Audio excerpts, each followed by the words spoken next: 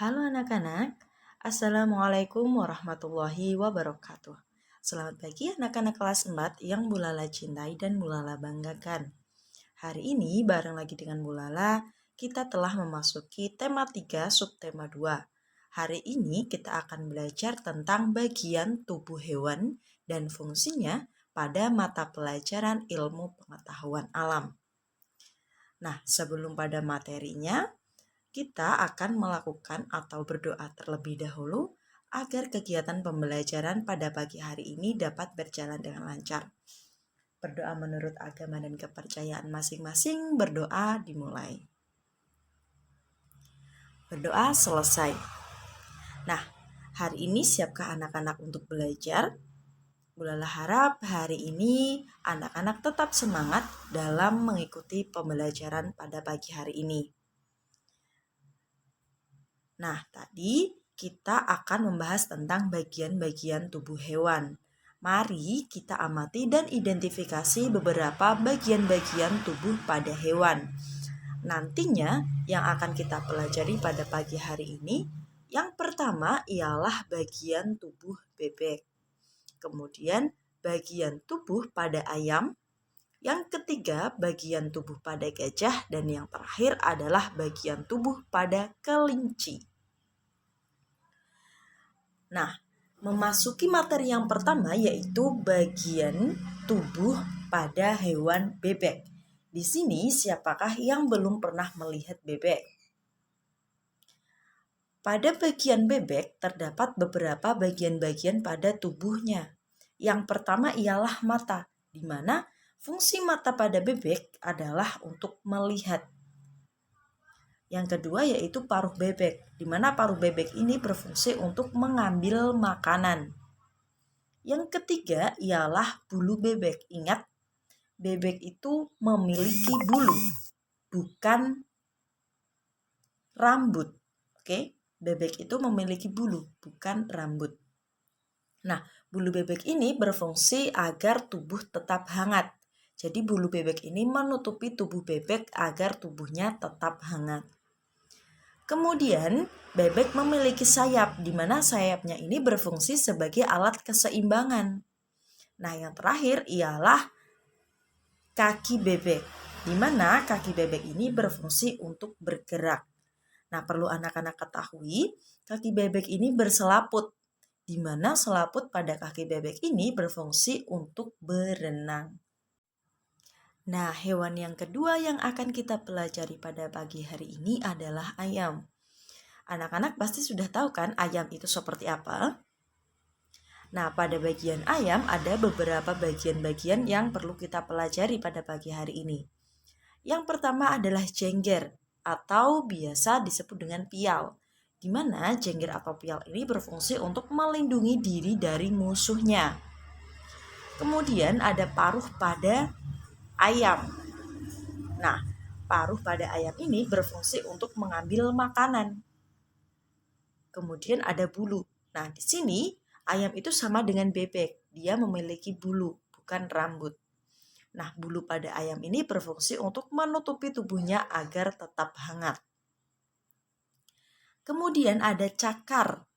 Nah, cakar ayam ini berfungsi untuk mengais tanah ketika mencari makanan. Jadi, ayam ini mencari makanan dengan cara mengais tanah, kemudian diambil oleh paruh ayam. Kemudian ada mata. Mata pada ayam berfungsi untuk melihat. Lanjut pada ekornya. Ekor pada ayam ini berfungsi untuk menjaga keseimbangan. Sedangkan sayap pada ayam berfungsi sebagai alat keseimbangan. Nah, bedakan antara ekor dengan sayap. Ketika ekor dia berfungsi untuk menjaga keseimbangan tersebut. Sedangkan sayap berfungsi sebagai alat keseimbangan. Yang ekor untuk menjaga, yang sayap sebagai alatnya. Kemudian ada kaki pada ayam, di mana kaki pada ayam ini umumnya berfungsi untuk berjalan. Jadi setiap kaki pasti fungsinya untuk berjalan. Nah, pada kaki ayam jantan itu terdapat yang namanya taji, di mana taji ini berfungsi untuk mempertahankan dirinya. Nah, yang ketiga ialah gajah, hewan gajah. Nah, biasanya gajah ini bisa kita lihat ketika kita berada di kebun binatang. Nah, ada beberapa bagian gajah yang perlu kita pelajari pada pagi hari ini. Yang pertama ialah mata gajah, di mana mata gajah ini berfungsi untuk melihat.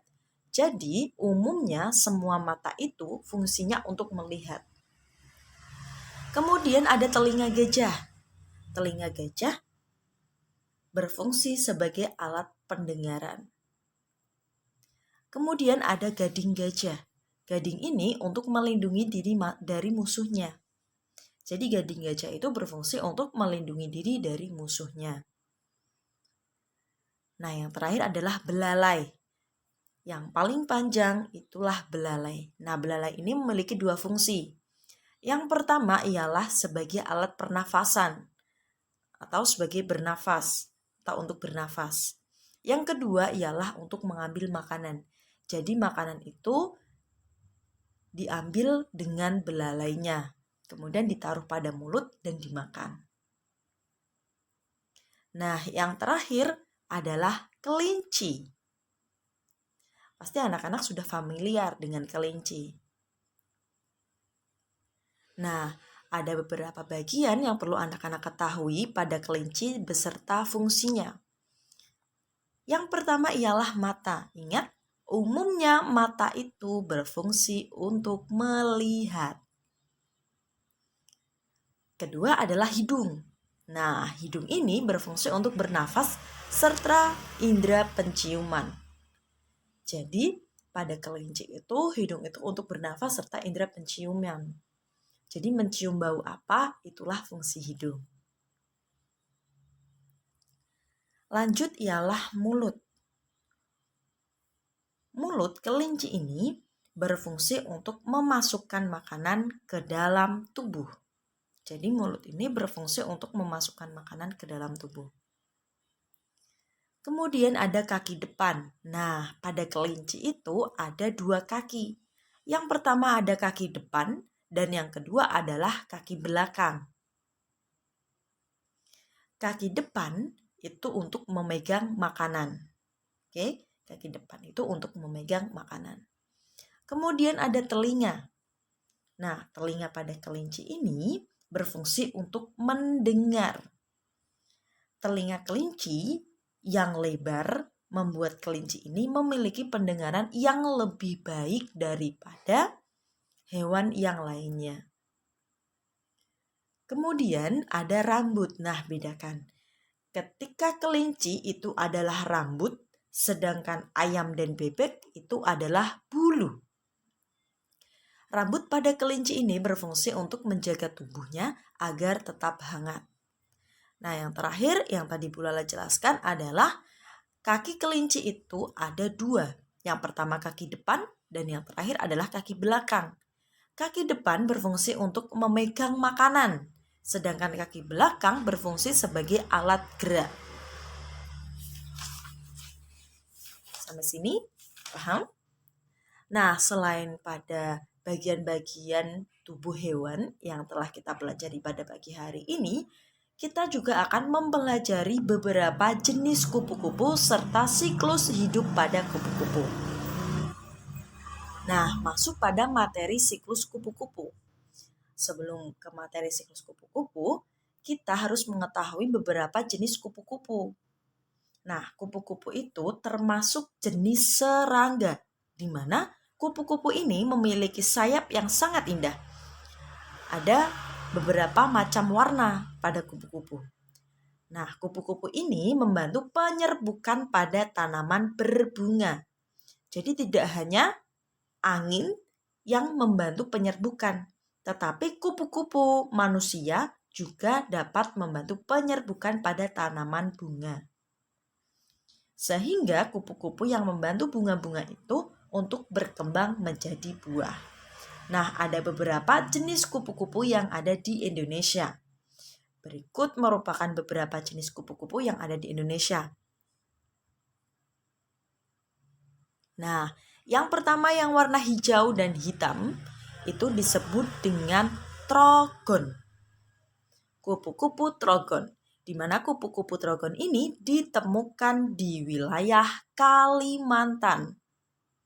Di wilayah Kalimantan. Kemudian ada kupu-kupu sayap burung peri. Kupu-kupu sayap burung peri. Dia memiliki tiga warna. Hitam, hijau, dan kuning. Kupu-kupu ini ditemukan di wilayah Papua. Nah, yang terakhir yang berwarna hitam dan kuning, dia adalah kupu-kupu raja yang biasanya ditemukan di daerah Jawa dan Sumatera. Nah, memasuki siklus hidup kupu-kupu. Siklus hidup kupu-kupu itu ada 4. Yang pertama ialah kupu-kupu. Nah, kupu-kupu memiliki telur. Kupu-kupu memiliki telur atau bertelur. Nah, telur kupu-kupu ini akan berubah menjadi ulat, di mana ulat ini itu yang sering menjadi hama pada tanaman. Jadi dia itu bersifat merugikan bagi manusia atau bagi makhluk hidup yang lainnya. Kenapa bisa? Karena ketika sebuah tanaman ada ulatnya dan daunnya dimakan, maka daunnya tidak dapat berfotosintesis. Itu yang dimaksud dengan merugikan makhluk hidup. Jadi pada siklus hidup kupu-kupu, siklus yang paling merugikan adalah ulat. Sedangkan siklus yang menguntungkan adalah kupu-kupu. Bagaimana bisa? Karena kupu-kupu berfungsi atau membantu penyerbukan pada tanaman. Sedangkan ulat itu sebagai hama. Sebagai hama. Nah, siklus terakhir adalah kepompong. Setelah menjadi kepompong, maka akan menjadi kupu-kupu lagi. Nah, kupu-kupu selain indah, kupu-kupu itu juga bermanfaat bagi kehidupan, bagi makhluk hidup yang lainnya. Berikut merupakan upaya-upaya yang dapat dilakukan untuk melindungi kupu-kupu dari kepunahan. Jadi kupu-kupu itu bermanfaat bagi kehidupan. Nah, karena bermanfaat, maka kupu-kupu itu harus dilestarikan. Dengan cara bagaimana? Dengan upaya seperti apa? Yang pertama ialah membuat cagar alam untuk kupu-kupu. Kemudian, menetapkan kupu-kupu sebagai satwa yang dilindungi. Nah, yang terakhir adalah membuat penangkaran kupu-kupu. Jadi ada 3 cara. Yang pertama membuat cagar alam. Yang kedua adalah menetapkan kupu-kupu sebagai satwa yang dilindungi. Serta yang terakhir adalah membuat penangkaran kupu-kupu.